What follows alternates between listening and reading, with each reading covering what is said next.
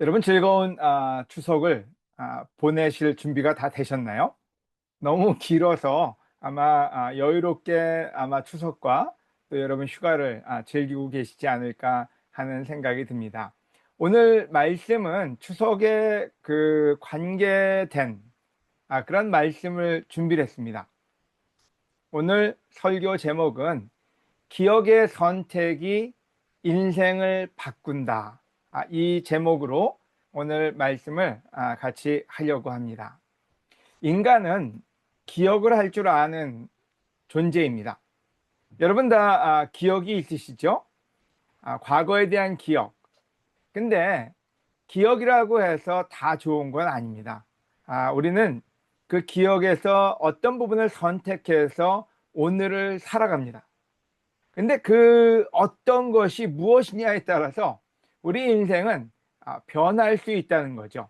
그래서 오늘 설교 제목은 기억의 선택이 인생을 바꾼다. 이것이 오늘 설교 제목이 되겠습니다. 어떤 사람은 과거에서 좋은 걸 생각합니다. 근데 어떤 사람은 자기의 과거 중에서 나쁜 것만 골라서 생각하는 사람이 있어요. 바로 선택에 의해서 여러분의 성품, 성격, 또 여러분의 미래, 주위의 관계가 변하겠죠. 그래서 한번 생각해 보시면 좋을 것 같아요. 나는 내 과거의 기억 속에서 어떤 걸 주로 선택해서 생각하고 그걸 통해서 내 감정과 내 삶이 영향을 받고 있는지요. 어떤 사람은 어떤 대상에 대해서 좋은 것을 기억하고 있는 사람들이 있습니다. 하지만 어떤 사람은 어떤 일정한 대상에 대해서 좋은 것도 많은데 나쁜 거, 상처 준 것만 기억하고 살 때도 있죠. 바로 그와 같은 선택은 여러분의 인간관계를 또 영향을 주겠죠. 우리는 많은 절기가 있습니다. 우리가 추석을 지금 지내고 있는데요. 우리 대한민국의 절기를 본다면 절이지 어떤 명절 아니면 어떤 기념회의 날. 근데 우리나라의 절기나 대부분의 나라의 절기들은 어떤 면에서는 즉흥적으로 만들어집니다. 즉흥적이라는 말이 뭐 나쁘다는 소리가 아니라 광복절. 저희가 광복을 기념하는 그런 날이죠. 제헌절. 법을 만들었으니까 우리가 이 날을 기념하자. 3.1절. 저희가 독립운동을 했던 그 한 분의 그 열정과 또 그 당시에 그 운동을 하신 분들을 기리자. 뭐 이런 식으로 어떤 사건이 일어나면은 그 사건의 의미를 부여하고 그날을 휴일 또는 기념해야 될 날로 우리는 정합니다. 때로는 뭐 지금은 없어지고 있는 그런 공휴일도 있죠. 유엔데이라고나 할까요? 유엔이 우리나라에 지극히 좋은 영향을 미쳤을 때 우리가 유엔데이를 10월 25일인가요? 휴일로 정한 적이 있죠. 제가 미국에 있을 때는 VJ 데이라는 날이 공휴일이었어요. 제가 있던 그 스테이트는 로드 아일랜드라는 미국 동부의 스테이트 아주 제일 작은 주입니다. 근데 그곳에 이민을 갔더니 VJ 데이다 해서 이건 무슨 날인가 그랬더니 빅토리 재팬, 그래서 일본을 이긴 날. 물론 제가 있는 동안에 한 3년 정도 휴일로 하다가 그 다음에는 사라졌습니다. 또는 단지 좋은 일뿐만 아니라 나쁜 일도 기억하자. 그래서 6.25가 전에는 휴일이었죠. 그래서 어찌 우리가 그날을 잊겠느냐. 우리 특별히 넥스트 제너레이션이 기억해야만 한다. 이런 식의 그 날짜들, 절기, 명절, 휴일이 정해졌습니다. 그와 더불어서 추석도 그와 같은 그 의미에서 저희가 함께 가족이 조상을 기리고 또 풍요로움을 감사하는 그런 그 명절이죠. 저희한테 아마 제일 큰 명절 중에 하나가 아닌가 하는 생각이 듭니다. 그런데 이스라엘은 이스라엘이라 그러니까 꼭 남의 나라 얘기 같은데요. 또 유대교 그러면은 다른 종교 같기도 하고요. 그래서 제가 이스라엘 유대교라는 말보다는 성경 구약에는 명절을 많이 우리에게 요구합니다. 특별히 레위기를 보면은 믿는 자들, 그 당시 구약 시대 믿는 자들이 지켜야 될 명절을 기록해 놨습니다. 근데 이 명절들은 지금 우리가 선정한 우리나라의 광복절, 제헌절, 삼일절 이와 같은 명절하고는 조금 틀렸어요. 어떻게 틀리냐? 무척 의도적이었다. 그러니까 계획된 명절이었어요. 그냥 어떤 사건이 있어가지고 그 사건만 그냥 이야기하기 위해서 정해진 명절이 아니라 아주 치밀한 계획 아래 만들어진 명절이었다는 거죠. 절기를 왜 만들까요? 저희 나라뿐만 아니라 모든 나라, 또 특별히 구약시대의 절기는 왜 만들어졌을까요? 첫째 목적은 기억하랍니다. 어떤 특정한 날, 특정한 일을 기억하라고 만든 거죠. 추석도 만들어진 의미가 있습니다. 단지 먹고 놀아라가 아니라 추석의 의미가 있죠. 두 번째는 대부분의 명절에 많은 포션은 기뻐하라. 우리 같이 셀러브레이트 하자. 이거 좋은 날이다. 이런 의미가 있죠. 또 다른 아까도 얘기했지만 기억하라의 또 다른 의미는 잊지 마라. 이날은 절대로 잊지 마라. 뭐 원수를 잊지 마라. 뭐 이런 의미도 있습니다. 또 다른 의미로 얘기한다면 감사를 표현하라. 이런 의미도 있겠죠. 서론이 길었네요. 그래서 레위기 23장 4절을 잠시 제가 읽겠습니다. 레위기 23장 4절에는 너희가 매년 정한 때, 정해진 때를 얘기합니다. 때에 공포하여 거룩한 모임을 갖고 지켜야 할 나 여호와의 명절은 이렇다. 자, 이 구절은 굉장히 주의해서 봐야 될 부분이 있습니다. 너희의 명절이 아니에요. 매년 지켜야 될 나 여호와의 명절. 그러니까 하나님이 기뻐하고 하나님이 정하신 명절은 이렇다. 그러니까 우리가 생각하는 우리가 경험한 거에 대한 기념일이 아니라 하나님이 우리에게 허락하신 명절이라는 얘기죠. 성경책을 보면은 구약에는 3대 명절이 있었습니다.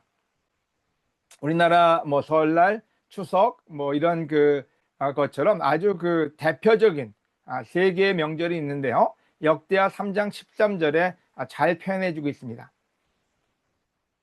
그는 모세가 지시한 대로 매일 드리는 제사 외에도 안식일과 매월 초하루와 또 연례적으로 지키는 새 명절, 그래서 연례적으로 지키는 3가지 명절 이렇게 표시를 해놨어요. 곧 누룩을 넣지 않는 빵을 먹는 무교절, 그리고 오순절이라고도 부르는, 또한 칠칠절과 그리고 초막절에도 번제를 드렸다. 그래서 하나님의 명절이 물론 이거 외에도 있었지만 가장 중요하게 여기는 3가지 명절이 있었습니다. 그게 뭔지 무교절과 오순절, 나중에 좀 더 설명을 해드릴게요. 같은 명절의 시작과 끝을 얘기합니다. 그 다음에 칠칠절 그리고 초막절, 이 3가지 유대의 명절이 존재했습니다. 근데 이 명절들을 잘 살펴보면요, 굉장히 많은 의미와 또 우리가 무엇을 어떻게 바라봐야 될지를 알려줍니다. 첫 번째가 6월절입니다. 6월절은 아마 우리가 굉장히 익숙한 그런 단어와 절기가 아닐까 하는 생각이 듭니다. 예수님의 최후의 만찬이 바로 그 6월절 저녁 식사였어요. 6월절은 여러분이 잘 알다시피 구약에서 나오는 어쩌면 제일 중요시 여기는 절기일 겁니다. 그래서 레위기 23장 5절에서 6절을 보면요, 1월 14일 저녁은 나 여호와의 6월절을 지켜라. 그리고 그 다음 날인 15일부터는 무교절이 시작되므로 너희는 7일 동안 누룩을 넣지 않은 빵을 먹어야 한다. 그러니까 6월절이 시작하고 그 다음 7일 동안이 무교절이었던 거죠. 6월절은 여러분이 알다시피 이집트에서 이스라엘 사람들이 구출될 때, 애굽 이집트에서 나올 때, 탈출할 때 있었던 마지막 터닝 포인트였죠. 그래서 어린 양을 잡아서 그 피를 문설주에 바르면은 모든 장남이 다 죽지만 그 말씀에 순종한 또 어린 양의 피를 그 문설주에 바른 집은 장자가 죽지 않는 하나님의 약속의 터닝 포인트였죠. 여러분, 6월절 우리 모두가 잘 알고 있는데요. 이 6월절은 예수님의 피와 또 예수님의 십자가를 의미한 아주 치밀하게 계획된 몇 천 년 전의 절기였다는 거예요. 우리가 때로 그때 그냥 이집트에서 나온 날을 기념하라 이렇게 하나님이 정해주신 게 아니라, 자, 이 6월절에는 앞으로 올 미래에 너희의 축복과 인류의 축복이 거기에 달려 있다고 아주 계획적으로 치밀하게 하나님에서 계획된 명절이었다는 거죠. 그럼 우리는 과거를 생각할 때 아까도 얘기했지만 선별적 기억을 합니다. 그래서 내가 안 좋았던 일, 내가 희생한 일, 내가 고생한 일, 그래서 때로는 그것이 우리의 마음을 굉장히 피폐해지게 만듭니다. 그래서 어떤 때 부모님이 우리를 키워주셔도 부모님이 실수한 것만 기억할 때가 있어요. 부모님이 우리를 낳아주고 우리를 키워주고 또 여러 가지 애쓴 일에 대해서는 우리가 상실할 때가 많습니다. 그냥 부모님이 어떤 때 화낸 일, 어떤 때 부당하게 나를 대한 일이 우리를 컨트롤할 수 있다는 거죠. 마찬가지로 기독교인의 삶에서도 우리가 하나님이 우리에게 주신 축복, 가장 큰 축복은 잊어버리고 하나님을 따르면서 겪었던 어려운 일, 고생, 또 사람들한테 받았던 비난, 이런 것들이 우리 메모리에 너무 가득 찰 수가 있어요. 그래서 그것을 생각하고 있으면은 크리스찬 삶이 기쁘지 않습니다. 하나님에게 감사드릴 게 없습니다. 왜요? 크리스찬 삶이 고달펐어요. 어떤 때 도전받을 때 고달팠고, 또 누군가가 배신할 때 고달팠고, 누군가 핍박했을 때 힘들었고, 그래서 그 모든 내용을 기억하고 그것을 선택한 사람들의 크리스찬 삶은 절대로 기쁘지 않습니다. 만약에 그와 같았다면요, 베드로, 요한, 야고보는 아마 가장 비참했을 거예요. 왜냐하면 사람들한테 비난도 많이 받았고 또 사람들에게 고난도 많이 받았고 감옥도 갔고 결국에 죽음도 아주 어려운 죽음을 겪지 않았습니까? 하지만 그들이 기뻤던 이유는 뭘까요?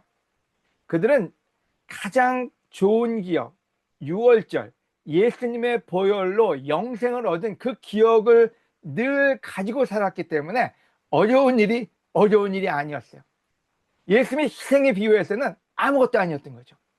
여러분, 우리는 성경에서 그 작은 빛을 가진 사람을 닥달하는 한 사람을 봅니다. 그때 이야기하죠. 많은 빛을 탕감해준 왕이 저 인간 잡아오라고요. 자기가 받은 은혜를 까먹고 자기한테 작은 상처를 준 사람에게 못된 짓을 하고 있다고요. 여러분, 오늘 추석을 맞이해서 우리 모두가 한번 가장 큰 축복을 기억해냈으면 좋겠어요. 하나님은 의도적으로 6월절을 유대인들에게, 기독교인들에게 늘 기억하라고 합니다. 어떤 사람이 얘기할 거예요. 6월절은 유대인들에게 있는 거 아닙니까? 여러분, 기독교인들한테는 6월절이 아니라 성찬이 있습니다. 오늘 이 시간이 성찬 메시지거든요. 여러분 삶에 어려움도 있고 또 힘든 일도 있고 또 불공평하게 여러분을 대하는 사람도 있습니다. 하지만 여러분이 하나님께 그렇게 했지만 하나님은 예수 그리스도의 보혈로 우리를 새로운 시대, 영원한 시대에 살게 하셨습니다. 오늘 여러분의 기억의 선택이 예수 그리스도의 희생과 예수 그리스도의 사랑에 초점이 맞춰지기를 권해드립니다. 여러분, 무교절은 바로 그 6월절 식사가 끝나고 나면 그 다음부터는 7일 동안 누룩이 들어가지 않은 빵을 먹어야 했습니다. 왜 이런 일을 하나님은 유대인들, 이스라엘 백성에게 시키셨을까요? 무교절의 의미는 이집트에서 나오는 그 이스라엘 백성들이 허겁지겁 나오느라고 빵에 누룩을 넣어서 부풀려서 맛있게 먹을 시간적 여유가 없었어요. 그렇게 럭셔리하게 탈출할 수는 없죠. 그래서 누룩을 넣지 않은 반죽을 가지고 나와서 그걸로 빵을 먹고 지낸 게 바로 출애굽, 애굽을 나올 때 그들이 가졌던 겁니다. 물론 애굽을 나올 때 여러 가지 말로 표현할 수 있고 그들에게도 이야기할 수가 있었을 거예요. 하지만 무교절을 기억하라고 합니다. 왜 기억하라고 하셨을까요? 여러분, 무교절의 그 의미는 누룩을 넣지 않은 빵을 먹으면서 지냈던, 여러분 별로 맛이 없었겠죠? 누룩도 안 들어가고 뭐 그냥 밀가루 반죽해 가지고 나온 거니까요. 그들이 얼마나 절실했는지, 얼마나 이집트를 나오기를 갈망했는지, 또 어떤 대가를 치르고서라도 이런 누룩이 들어가지 않은 그냥 맛없는 빵을 먹으면서까지도 얼마나 그 땅에서 나오고 싶었는지를 기억하라는 의미가 아닐까. 또 지금 우리가 먹고 있는 그 당시에 유대인들이 먹고 있는 그 맛있는 음식들, 풍요로운 음식들에서 조금 떠나서 그때 그 시절에 우리가 얼마만큼 자유를 갈망했는지를 기억하라. 없던 시절, 못 먹던 시절, 맛없는 걸 먹던 시절을 기억하며 지금 너희가 갖고 있는 축복을 기억하라는 그런 의미가 아닐까 하는 생각이 듭니다. 여러분, 우리 모두는 어제보다 잘 살고 있습니다. 제가 여기 웬만한 분들의 과거를 압니다. 대학생 때, 청년 때 얼마나 힘들게 열심히 살았습니까? 그때는 차 가진 사람도 드물었어요. 핸드폰 들고 다니는 사람도 드물었고요. 실질적으로 굉장히 젊음밖에 없는 그런 시절이었죠. 하지만 지금 차도 있고, 물론 없는 분도 계시겠지만요, 집도 있고 또 가정도 풍요로워졌고, 하지만 우리는 더 행복하냐 이렇게 물어본다면은 그렇지 않은 분들이 꽤 많습니다. 더 많은 걸 갖고 싶고 더 많은 걸 누리고 싶고, 그러다 보니 과거에 우리가 지냈던 시대보다 더 많은 건 있지만 더 불행해진 사람들이 있다는 거죠. 하나님은 이스라엘 백성에게 너희가 매년 이 날을 기억하고 7일 동안, 그것도 하루도 아니에요. 하루 누룩을 먹어라, 누룩 안 들어간 빵을 먹으라가 아니라 7일 동안 그 시간을 가지라고 얘기합니다. 그래서 충분하게 이 자유가 어떻게 얻어진 거고 지금 누리는 이 축복이 비교할 수 없는 축복이다, 이 부분을 알라고 하셨던 거죠. 여러분, 이 메시지는 우리에게도 동일합니다. 여러분, 우리가 선택의 기억 속에서 진짜로 얼마나 하나님을 찾는 것이 즐거웠고 절실했고 그것만으로 풍족했는지, 하지만 지금 우리가 스포일돼서 더 많은 것이 없어서 불행을 또 기쁨을 잃어버렸다면은 여러분, 이 부분은 우리가 변해야 될 부분이 아닐까 하는 생각이 듭니다. 또한 누룩이 없는 빵의 의미는 여러 가지가 있습니다. 여러분, 누룩은 배고픈 사람한테는 사치예요. 빵을 불려서 맛있게 만들어 먹나? 여러분, 굶주린 사람들은요 뭔가를 기다릴 시간이 없습니다. 그냥 허겁지겁 뭘 먹어야 돼요. 그래서 누룩이라는 말은 어떤 말로 하면 사치를 얘기하기도 하고요, 또 어떤 말로 하면 이 누룩은 죄를 얘기하기도 합니다. 이 죄라는 게 뭘까요? 우리가 성경 구절에서 누룩을 쓸 때 너희가 이 누룩을 조심해라, 그 죄가 다른 사람에게도 퍼진다, 이런 의미로도 많이 쓰고 있습니다. 다시 말해서 이 무교절은 우리에게 주는 메시지가 있습니다. 그 욕심, 죄, 노예생활, 그냥 뭐 어떤 면로는 과도한 술 취함이나 또 도박이나 어쩌면 직장에 대한 그 세상에 대한 연민이나 이런 것들에 대해서 조심하라는 얘기겠죠. 그리고 늘 하나님 앞에 겸손한 마음으로 쓰라고 이 무교절을 유대인 또 구약의 역사 속에서 실행하라고 알려주신 거죠. 여러분, 다시 한번 오늘도 저희가 추석을 맞이해서 가장 좋은 메모리 속에 예수 그리스도의 구원과 또 우리가 얼마나 갈망했던 그 절실했던 시절에서 지금 우리가 얼마나 풍요를 누리고 있는지, 이 부분을 하나님께 감사하고 또 부모님께 또 우리 주위에 있는 친구들에게 그 감사를 나눌 수 있는 우리가 되었으면 합니다. 두 번째 부분이 초실절, 칠칠절, 오순절, 이 두 번째 대명절이죠. 초실, 칠칠, 이러니까 조금 이해가 안 되잖아요. 초실은 처음 맺어진 열매, 그러니까 처음 초, 실, 열매와 절기를 얘기합니다. 77은 일곱 번째 주일, 그러니까 안식일. 그러니까 일곱 번의 안식일이 지나면 49일이거든요.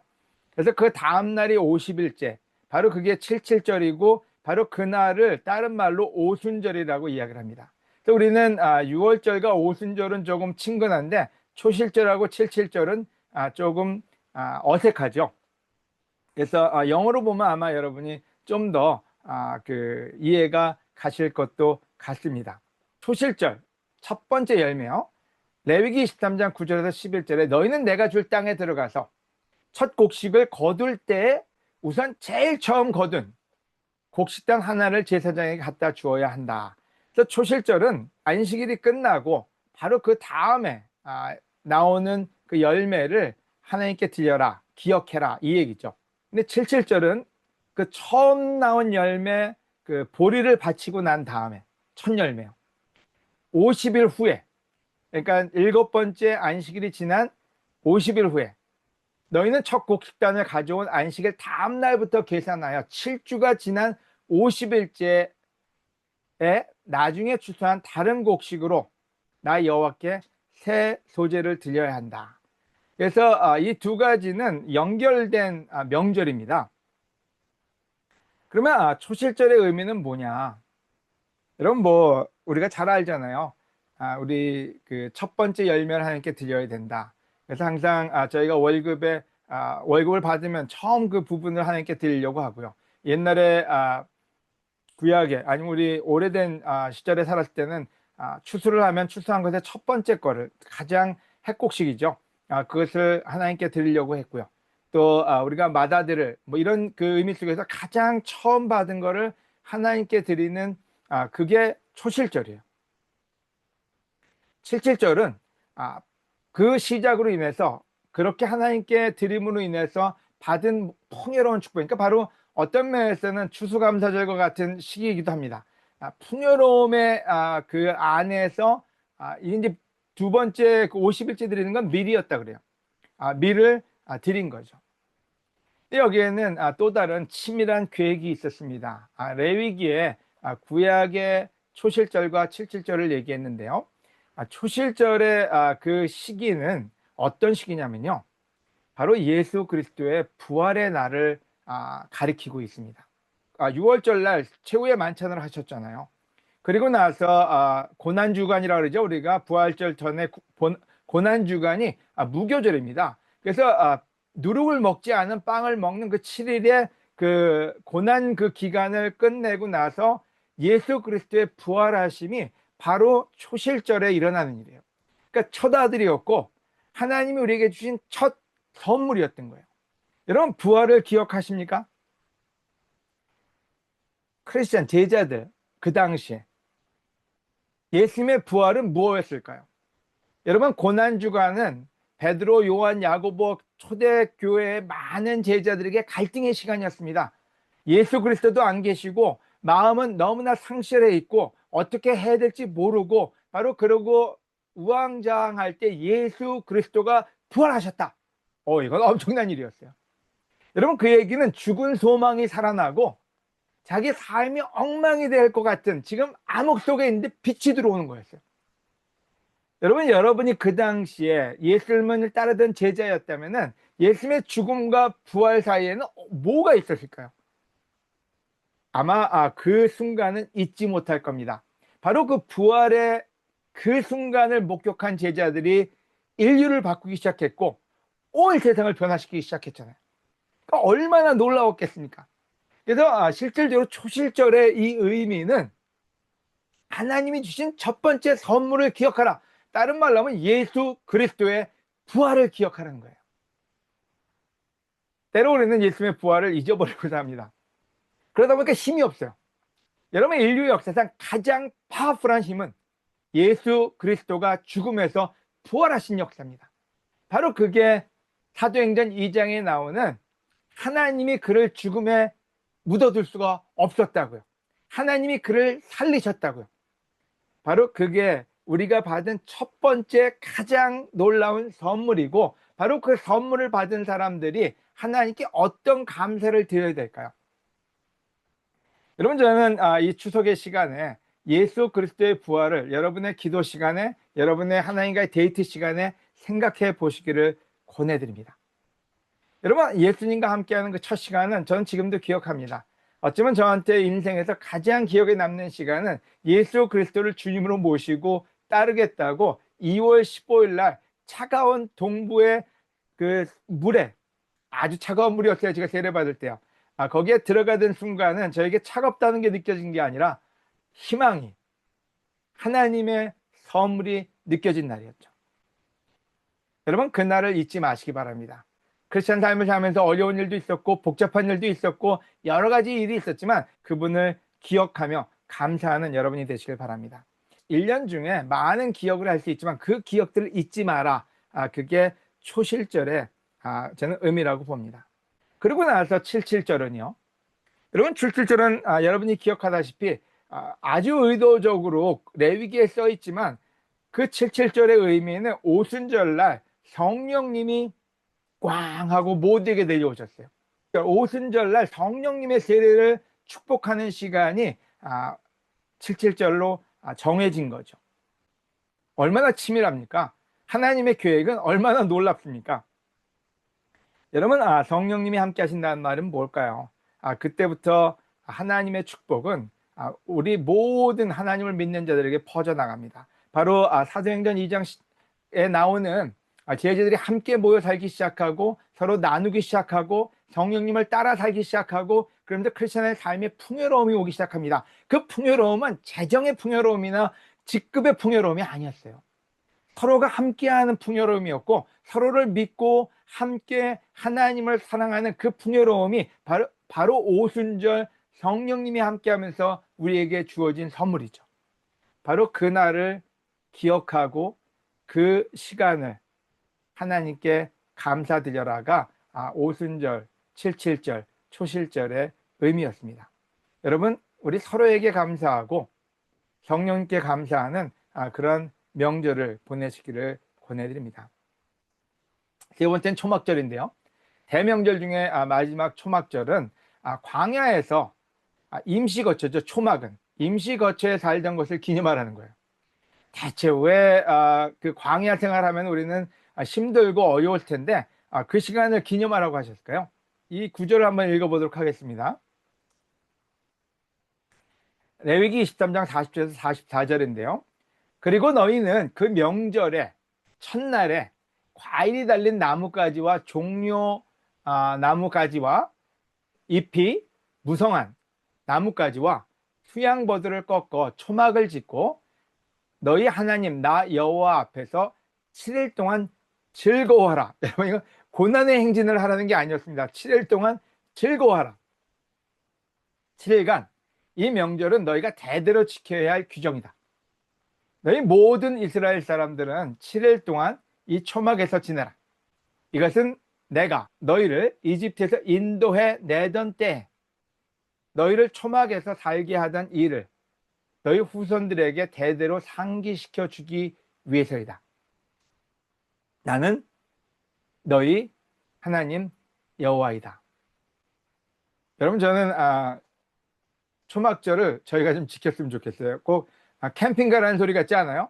자, 우리 모두 다 7일 동안 텐트에서 지내야 된다. 이런 느낌으로 이 구절이 다가왔어요.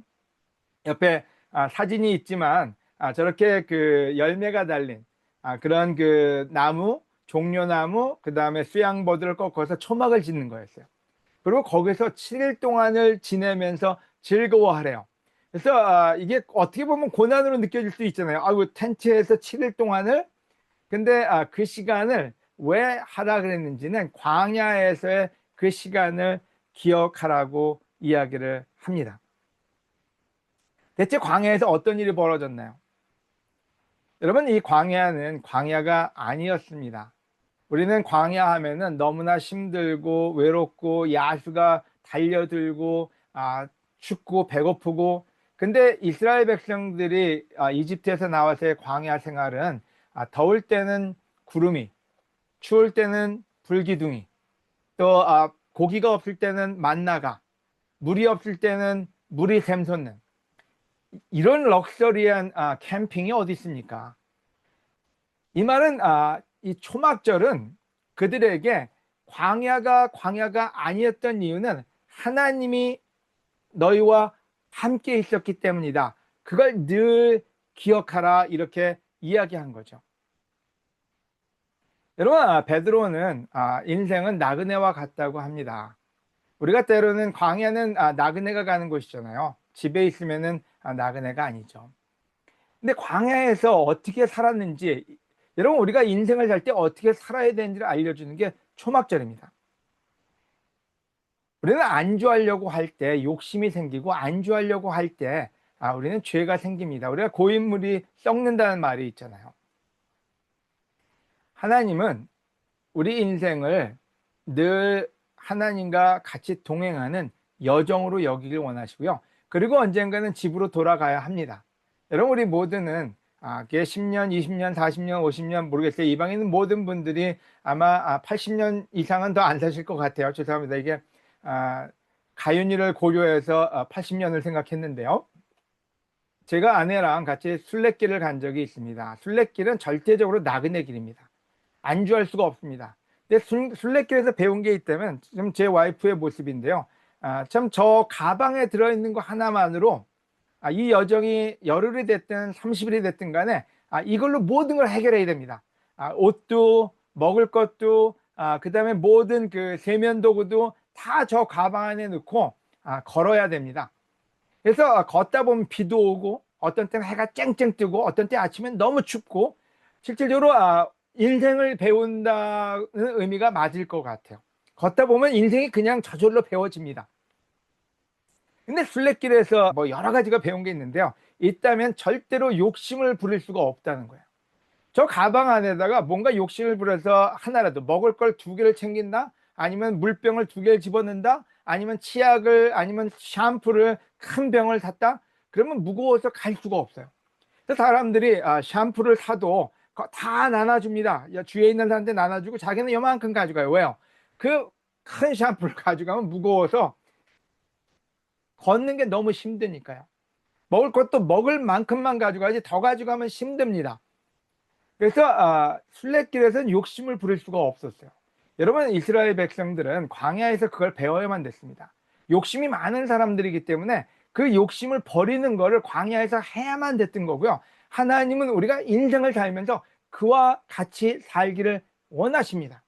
그러면 그 표를 누가 줄까요? 바로 여호와가 임마누엘, 우리와 함께 하신다는 의미에서 여호와가 항상 필요할 때마다 주신 거죠. 근데 인간은 욕심이 사나워서 자기 걸 챙기려고 노력하다 보니까 그게 죄가 되고, 그 죄가 우리를 사망으로, 인생을 버겁게 무겁게 만들어 버리고 마는 거거든요. 여러분, 순례길에서는요 절대로 음식이 맛이 없을 수가 없습니다. 이렇게 계속 걷다 보면요 4km 가서 뭘 먹어도, 그래서 어떤 때 순례길에서 먹은 게 다 맛있었어요. 그래서 저는 스페인 음식이 다 맛있는 거라고 생각하는데, 지금 생각해 보면은 그냥 빵 한 쪽, 커피 하나. 근데 아무리 그 보통 음식이라도 맛이 없을 수가 없습니다. 왜요? 계속 걷는 여정을 가고 있기 때문에. 어디에 묵어도 절대로 불평할 일이 많지가 않습니다. 그냥 바람만 안 들어오고 침대에서 잠만 잘 수 있으면 기쁩니다. 여러분, 초막절은 하나님이 유대인들뿐만 아니라 우리에게도 늘 기억하라고 이야기하시는 겁니다. 뭘요? 너희 여정에서 하나님과 동행하는 그 시간만을 기억하고 욕심도 무엇도 다 떨쳐 버리라고요. 여러분, 추석입니다. 많은 것이 풍요롭습니다. 이 시간에 저는 유대인의 그 절기를 통해서 하나님이 우리에게 주신 치밀한 계획과 사랑과 의미를 되새겨 봅니다. 여러분 또한 이 시간을 깊게 생각해 보시기를 권해드립니다. 여러분, 우리가 인생을 어떻게 살 것인가? 우리는 이제 나이가 들어가다 보니 10년, 20년, 30년 남겨진 삶을 어떻게 살 것인가를 다시 한번 되짚어 볼 수밖에 없습니다. 여러분, 하나님은 똑같은 메시지를 주실 것 같아요. 그 나그네 같은 인생을 버겁게 살지도 말고 욕심 사납게 살지도 말고 하나님과 함께 동행하라고요. 바로 그것이 초막절의 의미입니다. 광야에서 하나님과 주에 있는 사람과 함께 가는 그거 외에는 욕심을 부리지 말라고요. 여러분, 요약하면요. 6월절은 최후의 만찬을, 예수님의 최후의 만찬을 얘기합니다. 무교절은 고난주의를 얘기하고요. 초실절은 예수님의 부활의 시기입니다. 칠칠절은 오순절, 성령님이 내려오신 날이고요. 초막절은 제자의 삶, 하나님과 동행하는 그 삶을 기억하라, 이렇게 얘기하고 있고요. 기억의 초막절 얘기입니다. 기뻐하라고요. 이것을 기뻐하고 사람들에게 나누는 우리가 되기를 원합니다. 율법의 중심은 사랑이고요. 명절의 목적은 감사입니다. 그래서 오늘 마지막으로 우리가 6월절을 생각하면은 기억하고 감사해야 될 축복이죠. 오순절을 생각하면은 하나님이 주신 부활의 능력, 성령님의 능력을 감사하고 그 능력에 의지하며 사는 것. 그리고 초막절은 하나님과 같이 걸으면서 미래를 기대하는 그러한 우리가 되기를 바라는 그런 부분이 아니었나 하는 생각이 듭니다. 그래서 오늘 레슨을 마치고 성찬으로, 성찬의 기도로 이 시간을 같이 하고 또 헌금을 그 이후에 같이 하는 그런 시간을 갖도록 하겠습니다. 같이 기도하시겠습니다.